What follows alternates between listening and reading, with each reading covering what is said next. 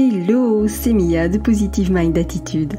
Après un parcours de plus de 4 ans et demi avant de connaître enfin les joies de la maternité, j'ai décidé d'associer mes compétences professionnelles de thérapeute à mon vécu personnel lié à l'infertilité et la PMA pour accompagner les femmes en désir d'enfant et leur permettre de reprendre le plein pouvoir sur leur fertilité. Si tu veux agir pour ne plus subir, tu es au bon endroit. Que tu sois suivi médicalement ou non, mes conseils te permettront d'avoir un autre regard sur ton parcours et d'adopter une approche globale pour mettre toutes les chances de ton côté. Ensemble, brisons le tabou de l'infertilité. Si tu connais une femme qui est concernée par le sujet, je t'invite à lui partager cet épisode. Maintenant, installe-toi confortablement et c'est parti pour l'épisode du jour. Les perles du médical. Chaque jour m'amène un lot de surprises et vraiment, je crois que le terme exact, c'est pas vraiment surprise, je crois que le terme exact ce serait plutôt le fait d'être effaré. Et encore, je sais pas si c'est le juste mot, mais face au corps médical et à sa façon de traiter l'infertilité. Alors aujourd'hui, dans cet épisode, peut-être que tu vas me trouver un peu dur avec le corps médical, mais c'est malheureusement la triste vérité, la triste réalité de la plupart d'entre eux. Et je vais te donner des exemples juste après et tu vas comprendre pourquoi. Je te rassure quand même, il y a vraiment des pépites parmi les membres du corps médical, ne me fais pas dire ce que je n'ai pas dit. Il y a évidemment des gens qui sont hyper compétents et bienveillants, parce que les deux ne sont pas incompatibles. On peut avoir des humains gentils, compréhensifs et compétents, mais c'est vrai qu'il faut les trouver, ceux-là. Mais je reste convaincue qu'il y en a vraiment beaucoup. Et en même temps, je sais aussi, pour ceux qui en font partie de ce milieu médical, à quel point on leur facilite pas la tâche, parce que c'est vrai qu'on leur reproche souvent de ne pas connaître le dossier, ou en tout cas pas suffisamment le dossier des patients, etc., ce qui est un fait. Et en même temps, je me dis, mais en enchaînant plus de 40 consultations par jour, comment est-ce qu'il pourrait en être autrement ? Donc il y a aussi ce côté où clairement on les pousse vraiment dans les retranchements, et on les presse comme des citrons. En tout cas, le système actuel est très compliqué par rapport à ça. Donc voilà. Mais bon, il faut dire ce qui est. Il y a encore une fois des gens super, et puis il y a les autres. Et vraiment, après les perles du bac, je pense vraiment qu'on peut faire les perles du médical. En tout cas, je vais y penser un jour, peut-être à sortir un bouquin sur ce que j'ai déjà pu entendre, mais c'est quand même énormissime. Alors, là, je suis peut-être un peu dure, je te l'accorde, mais c'est sans doute l'accumulation aussi, parce que ça, ce sont des perles que j'ai récoltées juste en une semaine. Donc, voilà, pour te donner le niveau quand même. Alors peut-être que tu dis oui, mais c'est quoi comment ça se fait, etc., etc. Eh bien, je vais te donner les exemples directement, les exemples que j'ai entendus juste pendant une seule semaine. Alors vraiment, prépare-toi parce qu'il y a des perles, vraiment. Alors, dans les perles entendues, eh bien, j'ai eu une sage-femme qui a refusé de donner de la progestérone pour la simple raison qu'elle ne croit pas que ça joue un rôle aussi important dans la fertilité. Alors, vraiment, moi j'ai failli m'étrangler sur le coup quand j'ai entendu ça. Je rappelle quand même que étymologiquement, le mot progestérone signifie progestation. Alors, si elle ne croit pas que la progestérone joue un rôle important, ma foi, elle est libre de ses opinions, mais ça ne l'empêche pas de prescrire le nécessaire, d'accord ? Ça ne l'empêche pas de doser quand c'est nécessaire, etc. On ne lui demande pas son avis personnel. Voilà, on est dans le corps médical, en tout cas les personnes qui y sont dans le corps médical, elles ont un avis qui leur est propre, et qui leur appartient, c'est ok, mais pas d'intrusion de croyances personnelles en la matière, parce que ça peut vraiment mettre à mal le démarrage d'une grossesse. Donc voilà, la sage-femme qui refuse de la progestérone parce qu'elle croit pas que ça fonctionne, vraiment, c'était pas mal. Mais c'est pas tout, ce serait bien si ça s'arrêtait là, mais non, c'est pas tout. J'ai aussi eu un gynécologue qui a affirmé qu'il n'y avait absolument aucun lien entre la maladie de Crohn et l'infertilité. Bon, alors, le lien n'est pas direct, c'est vrai, mais quand même, c'est une pathologie qui est inflammatoire. La maladie de Crohn, c'est ça, c'est une maladie inflammatoire au niveau intestinal. Donc, j'entends que ce n'est pas l'inflammation de l'utérus, mais enfin, si tu connais un petit peu le positionnement des organes, les deux sont pas très loin, de façon générale. Et j'ai envie quand même aussi de rappeler que, de façon générale, le contexte inflammatoire de l'organisme, il est assez peu propice pour l'implantation d'un embryon. Alors ok, c'est pas forcément la maladie de Crohn qui va empêcher considérablement une grossesse, ça je l'entends, mais ça va quand même freiner les probabilités et les chances de mise en route. Donc c'est intéressant quand même d'aller creuser cette pathologie-là ou n'importe laquelle qui aurait une origine inflammatoire pour voir un peu ce qui se passe, parce que ça peut être révélateur d'un contexte inflammatoire au niveau de l'organisme au sens large. Si je prends toutes les pathologies qui terminent en ite, névrite, gingivite, endométrite, etc., toutes les pathologies qui terminent en ite sont des pathologies inflammatoires. Donc, quand on fait le bilan avec ces patients et que on leur pose des questions sur leur historique, sur leur pathologie, etc., c'est bien d'aller voir s'il y a d'autres pathologies plutôt d'origine inflammatoire, parce que ça vaut le coup de creuser de ce côté-là. Enfin, voilà. Lui, visiblement, il voyait pas le lien.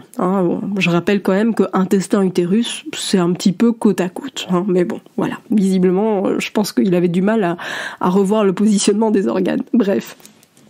Une troisième perle, c'est que un médecin renommé de surcroît, dont je tairai le nom, un médecin renommé très présent sur les réseaux sociaux, affirme haut et fort que la pilule est, je cite, le seul remède au SOPK. Donc là vraiment, je crois que cette phrase-là, elle se passe de commentaires parce que visiblement, on en est encore à penser qu'une pilule est un remède à une pathologie. Voilà, je sais pas quoi dire quand on en est à avoir ce genre de raisonnement. Pour rappel, non, une pilule n'est pas un traitement à une pathologie. La pilule ne fait que masquer les symptômes, c'est tout. Ça revient en boomerang à un moment ou à un autre. Que ce soit quand on est en désir d'enfant, que ce soit quand on est à un stade plus avancé qui est plutôt préménopause, voire ménopause, il y a des pathologies qui reviennent en boomerang. Donc non, la pilule n'est pas un remède à une pathologie quelle qu'elle soit. Ça revient juste à mettre un pansement sur une plaie ouverte, c'est tout ce que ça fait. Voilà, mais visiblement certains médecins sont encore convaincus que la pilule soigne et que c'est le remède ultra pour les pathologies.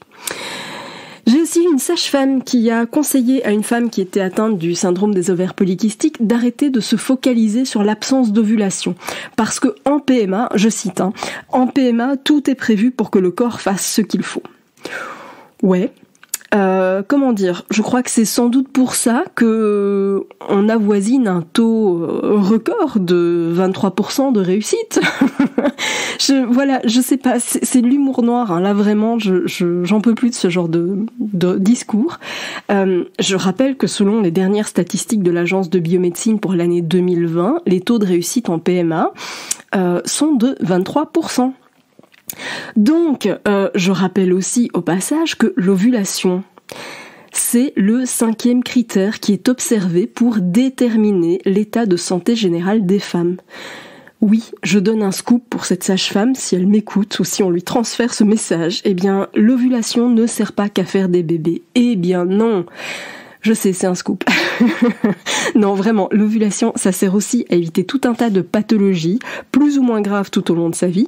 Je pense notamment à des maladies cardiovasculaires, je pense évidemment donc tout ce qui est risque cardiaque, etc. Mais dans certains cas, on peut même avoir des cancers de l'ovaire. Donc l'ovulation, c'est pas juste pour faire des bébés. Si l'ovulation est là, c'est pour un équilibre hormonal. Et cet équilibre hormonal, il est crucial tout au long de sa vie. Donc qu'on arrête de dire aux femmes qu'elles ne doivent pas s'inquiéter de l'ovulation parce que en PMA tout est fait, tout est déclenché.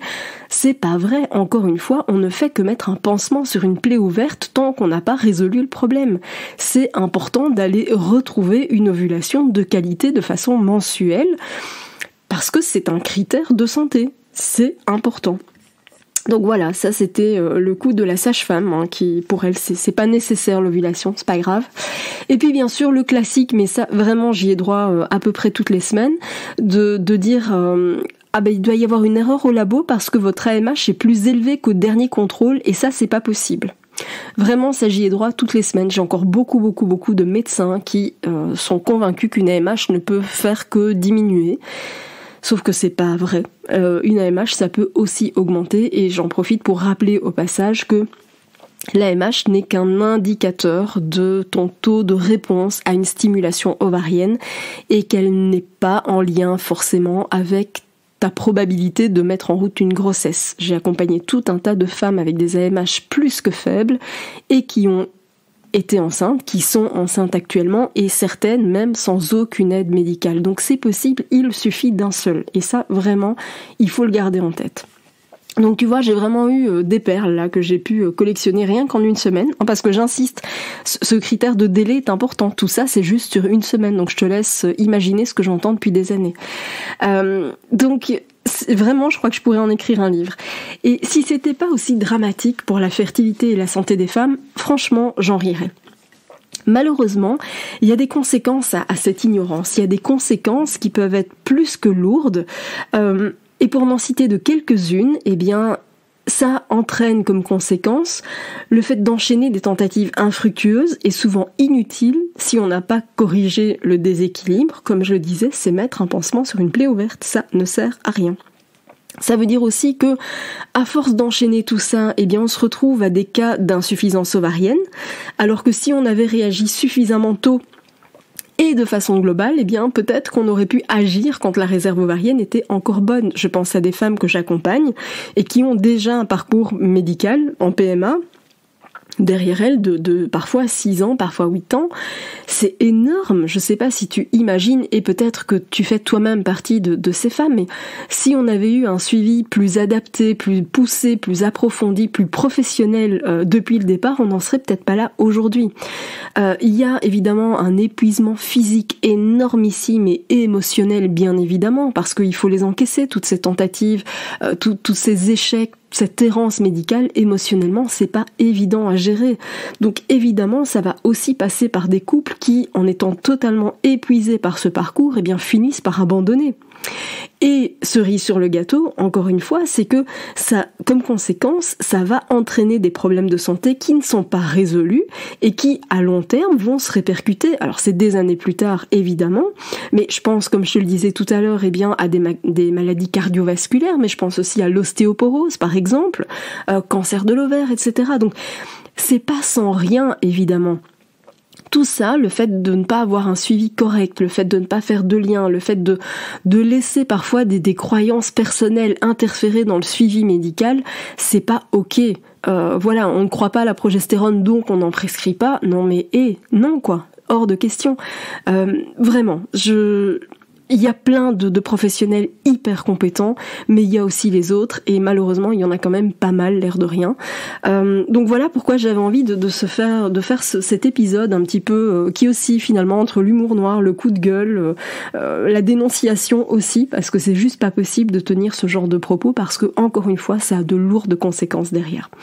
Donc si tu te retrouves dans ce que je dis, dans ces propos, dans ces situations, et que toi, eh bien, tu as envie de faire des liens pour pouvoir agir sur ta fertilité, ta santé de façon générale, mais surtout aussi au niveau de tes émotions, eh bien, je t'invite à cliquer sur le lien qui est dans la description de ce programme et de cet épisode, et de rejoindre le programme d'accompagnement.